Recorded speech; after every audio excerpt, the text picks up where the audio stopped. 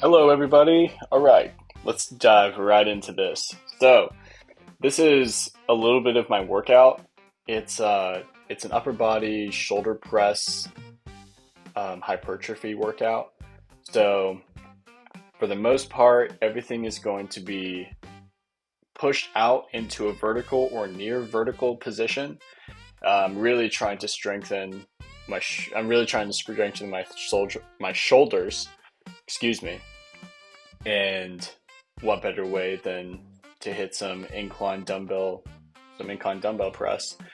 Um, a big reason why I'm hitting it at this incline right here is purely for hypertrophy reasons, especially in that upper chest. Um, I know I did say that this is specifically an accessory to my shoulders, but if you can knock out two birds with one stone, aesthetically, I really need to work on my upper chest. And that's no fault to myself. It's something that I'm trying to work on. And look at this guy just checking himself out.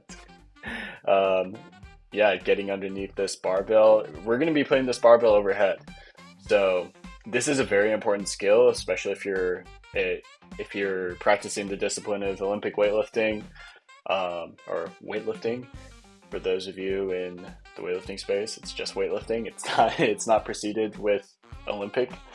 So for those of you that are weightlifters, being able to have stability, even in the strict movement of like a shoulder press, having this capability to engage stabilizer muscles within your lower back, all the way up into your scapula, having being able to create good abdominal pressure to keep that lumbar spine straight. Like this is physiology for the uninitiated. You're going to be getting lessons here. This is probably the thing that'll set us apart from everyone else is that, just because we train doesn't mean that we're also not doing a deep dive into learning and understanding why the body moves the way that it does. Like, what are the mechanisms of action that are initiated to cause one thing to happen more precisely than another?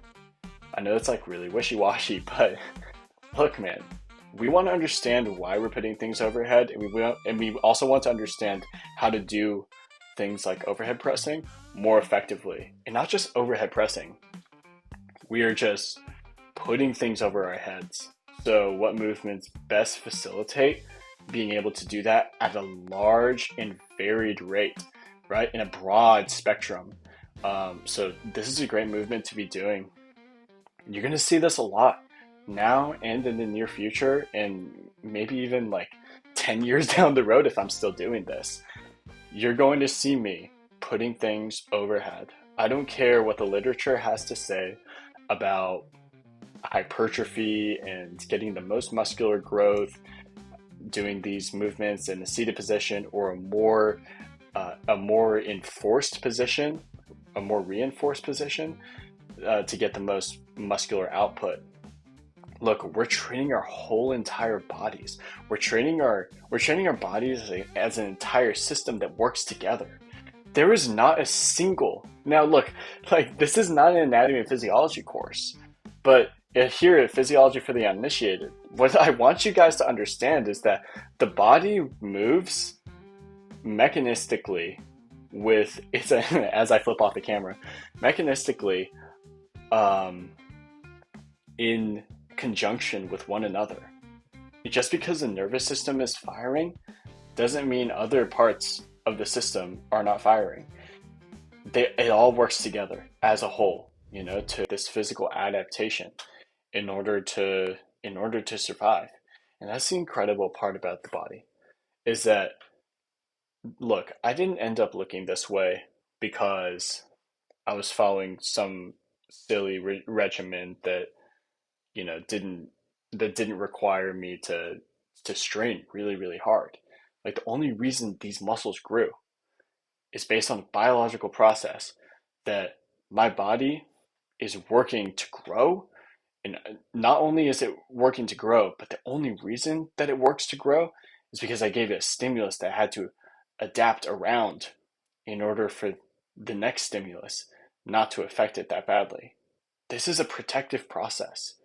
you're protecting yourself by initiating a physical fitness regime.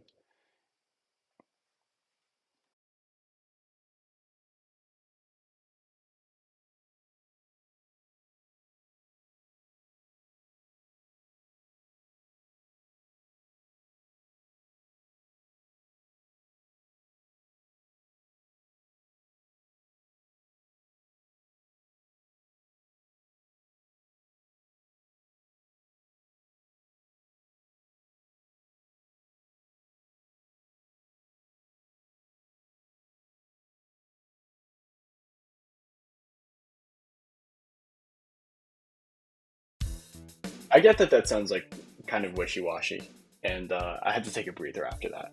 But yeah, like, so for the most part, we really had like a bunch of pressing, and I was putting things overhead. I'm giving you this lesson on stress inoculation, and it's because I'm really passionate about this stuff, and I really want you guys to understand like the reason why we do things the harder way, right? The reason why we train holistically, the reason why we use our whole entire body, the reason why I'm not just specifically isolating one particular muscle, even though I am a big fan of hypertrophy, I'm a big fan of isolating. The reason why I don't do it so often is because you get a way higher ROI out of training your whole body together. Like this is a whole body movement, doing these dips on these rings. Like, look, I'm stabilizing with my lats more so than I would with a dip bar, right?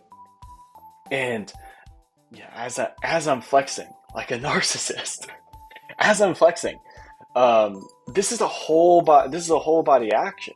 Um, you're gonna see that I'm gonna dive into some pull-ups here pretty soon, and the pull-ups, even though I'm like hanging my legs down a little bit, I'm kind of doing it to not really stay into frame, but I'm really doing it so that I can just focus on engaging my lats and pulling my chest up to those rings. But everything's happening with the whole body. I don't want you guys to get into this mentality that, I'm just doing biceps or I'm just doing triceps. The thing I'm just doing is triceps. I want you to think about it that your entire body is working here. So watch this guy. My abs are engaged. My toes are pointed. My I'm exhausted. I'm expelling a lot of CO2. Everything's working, you know? And yeah, this is the thing that I love just so much about training is that it's varied. It requires everything. I'm actively thinking. I'm engaged. I'm pulling here with intention. If there's no intention behind this pull, the muscle doesn't get grown. You know? Like, look, I got my legs crossed behind me. I get it. Like, I'm not engaging my abs as much as I could, but like, I really just want to feel my lats here. I'm pretty exhausted here. I think this is like 2 days after High Rocks. High Rocks is this hybrid competition where you do a bunch of running, do 1,000 meter runs. You do 1,000 meter intervals, and in between these 1,000 meter intervals, you'll do like either a row or a sled push, all this nonsense, right? But here we're just boiling it down to the basics, and I'm making sure everything's engaged. I'm making sure the muscles are contracting the way that they're supposed to in the intended target muscle. But I'm also making sure that the entire body works in unison to help support that effort. Thank you so much for listening. I got like another minute here, so I'll just riff. How is it? How's it going with you guys? I hope you guys are all well. Anyone who's watching this channel and has made it this far into the video, I get it. Like, um, this isn't like short-term immediate gratification, dopamine shit. This is watching somebody train with intention, and I'm talking to you about my process. And I love the process. I love the process of learning and getting to apply things. I'm the technician, but also I'm the technician, but also I'm the theorist. I'm the mad scientist here. You know, I'm coming up with my scientific process. You know, I create these. I have a hypothesis and I implement variables, and you know, and I test and I retest, and um, I also have great friends that I train with, and I got 40 seconds left on this, and oh, here I just want to show you. I just want to show you what some of the capabilities are that I train. So I think I'm gonna do a handstand walk here. Can't remember. Yeah, yeah, it looks like I'm gonna do a handstand walk. It's so crazy. It's like I'm watching myself certainly, but in commentating, it feels as though I'm watching another person. It doesn't even. It hardly even resonates that you know that's me. As I look at myself in the mirror, you know, I I know it's me, but watching myself, it's and commentating.